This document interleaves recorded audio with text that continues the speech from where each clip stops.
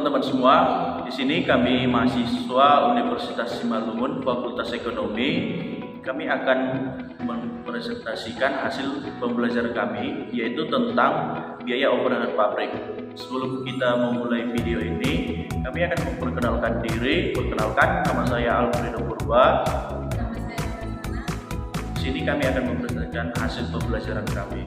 Di sini kami akan menjelaskan materi tentang biaya overhead pabrik atau BOP dengan saya Alfredo Purba dan teman saya Nur Hasana, dengan dosen pengampu dengan Ibu Elvina OP Damanik, Sarjana Ekonomi Magis MM.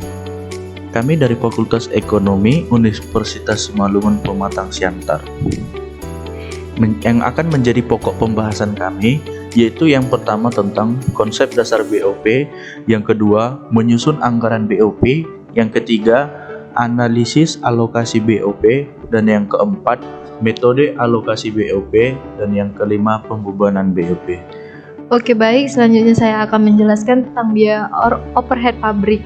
Biaya overhead pabrik adalah biaya produksi yang tidak masuk dalam biaya bahan baku maupun biaya tenaga kerja langsung. Biaya overhead mempunyai sifat yang bermacam-macam, yaitu bersifat variabel, fix, dan semi variabel, sehingga dialami suatu kesulitan pembebanannya ke dalam proses produksi.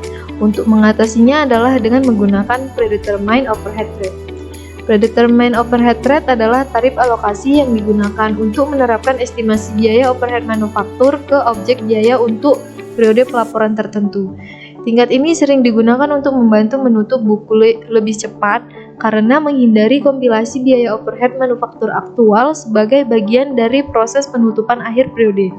Namun, perbedaan antara jumlah aktual dan perkiraan biaya overhead harus direkonsiliasi paling tidak pada setiap akhir tahun fiskal. Departementalisasi BOP adalah pembagian pabrik ke dalam bagian-bagian yang disebut departemen ataupun pusat biaya yang dibebani BOP bermanfaat untuk pengendalian biaya dan ketelitian penentuan harga pokok produk. Langkah-langkah penentuan tarif BOP per departemen yaitu yang pertama penyusunan anggaran BOP per departemen, kedua yaitu alokasi BOP departemen pembantu ke departemen produksi, yang ketiga perhitungan tarif pembebanan BOP per departemen. Selanjutnya yaitu menyusun anggaran BOP. Adapun faktor-faktor yang harus dipertimbangkan dalam memilih dasar pembebanan yang dipakai yaitu yang pertama harus diperhatikan jenis BOP yang dominan jumlahnya dalam departemen produksi, yang kedua yaitu harus diperhatikan sifat-sifat BOP yang dominan tersebut dan eratnya hubungan dengan dasar pembebanan yang akan dicapai. Selanjutnya yaitu dasar pembebanan BOP. Yang pertama, satuan produk. Metode ini adalah yang paling sederhana dan langsung membebankan biaya overhead pabrik kepada produk. Rumusnya sebagai berikut. BOP per satuan sama dengan taksiran BOP per taksiran jumlah satuan produk. Yang kedua yaitu biaya bahan baku. Jika biaya overhead pabrik yang dominan bervariasi nilai bahan baku, maka dasar yang dipakai untuk membebankan BOP kepada produk adalah biaya bahan baku yang dipakai. Rumus perhitungannya sebagai berikut. Persentase BOP dari biaya bahan baku sama dengan taksiran BOP per taksiran bahan baku yang dicapai. Yang ketiga, yaitu biaya tenaga kerja. Jika sebagian besar elemen BOP mempunyai hubungan yang erat dengan jumlah upah tenaga kerja langsung, maka dasar yang dipakai untuk membebankan BOP adalah tenaga kerja langsung. Rumusnya sebagai berikut. Persentase BOP dari biaya tenaga kerja langsung sama dengan taksiran BOP dikali 100% per taksiran biaya tenaga kerja langsung. Yang keempat yaitu jam kerja langsung. Apabila BOP mempunyai hubungan erat dengan waktu untuk membuat produk, maka dasar yang dipakai untuk membebankan adalah jam tenaga kerja langsung. Rumusnya BOP per jam kerja langsung sama dengan taksiran BOP per taksiran jam tenaga kerja. Yang kelima yaitu jam mesin. Apabila biaya overhead pabrik bervariasi dengan waktu penggunaan mesin, maka dasar yang dipakai untuk membebankannya adalah jam mesin. Rumusnya BOP per jam kerja mesin sama dengan taksiran BOP per taksiran per jam mesin.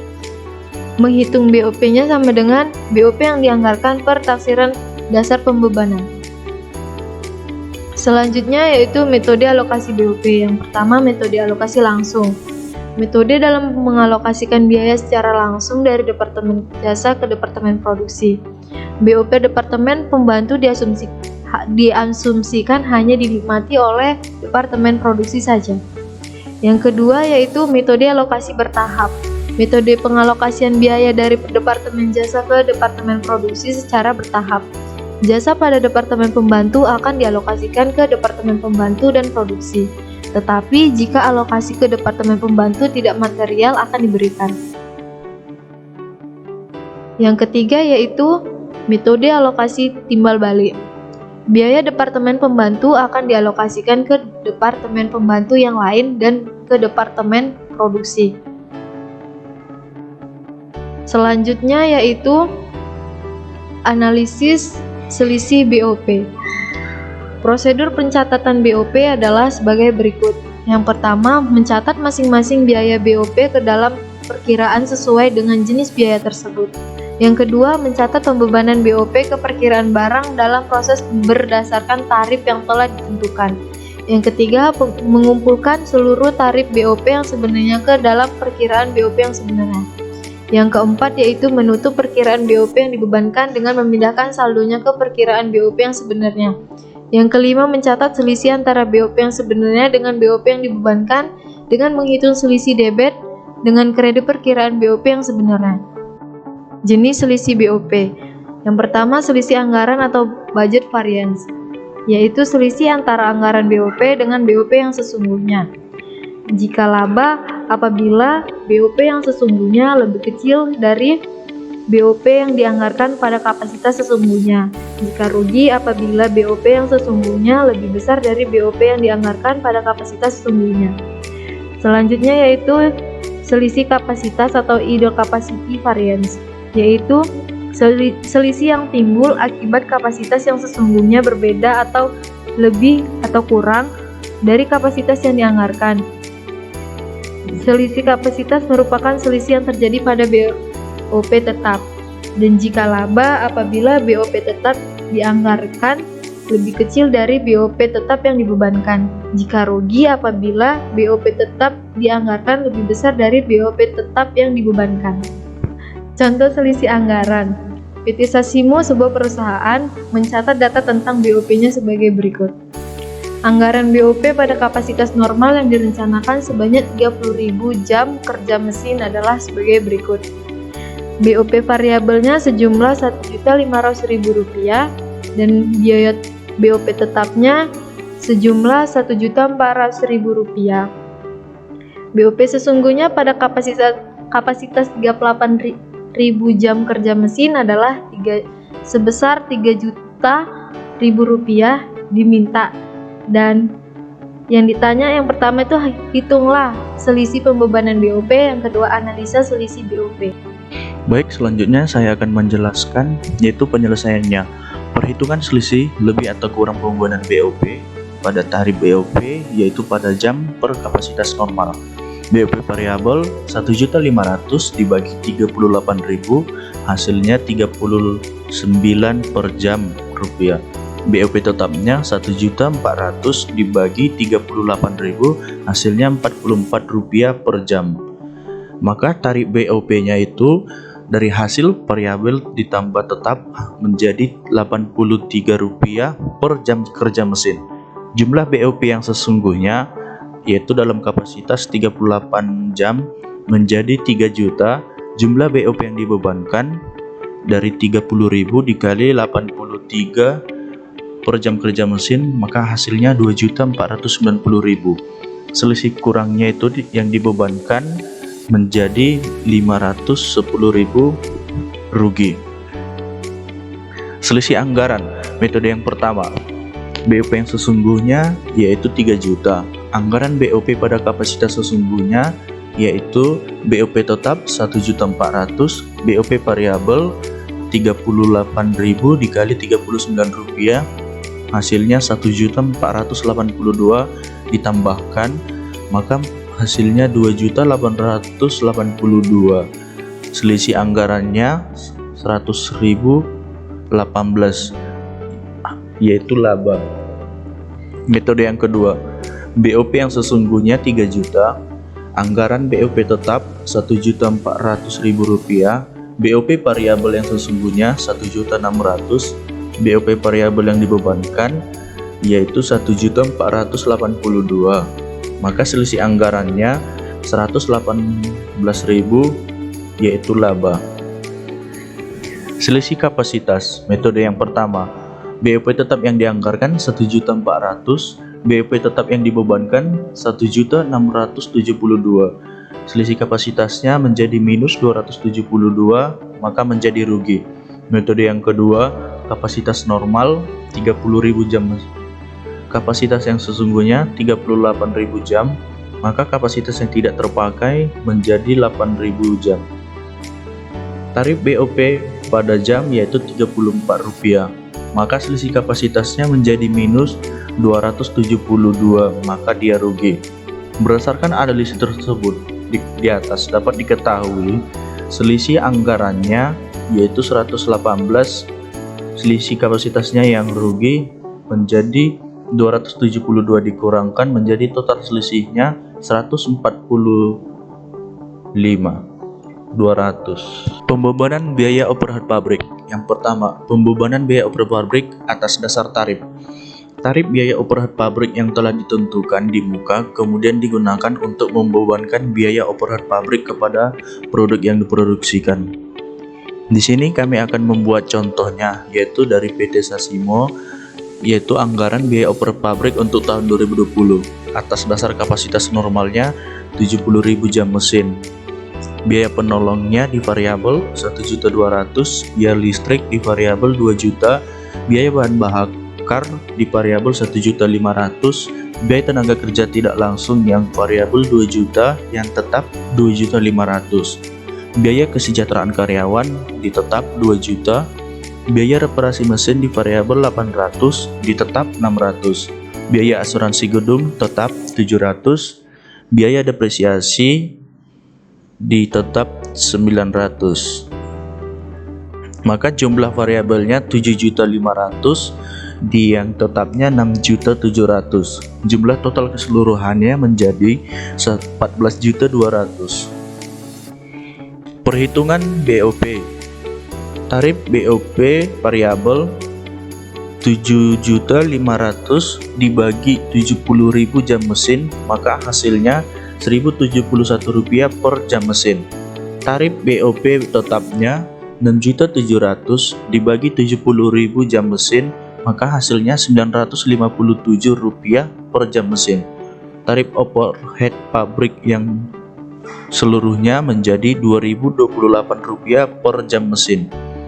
Setelah BOP pabrik ditentukan sebesar Rp2.028 per jam mesin, maka produk yang diproduksi sesungguhnya dibebani dengan biaya overhead pabrik dengan menggunakan tarif tersebut.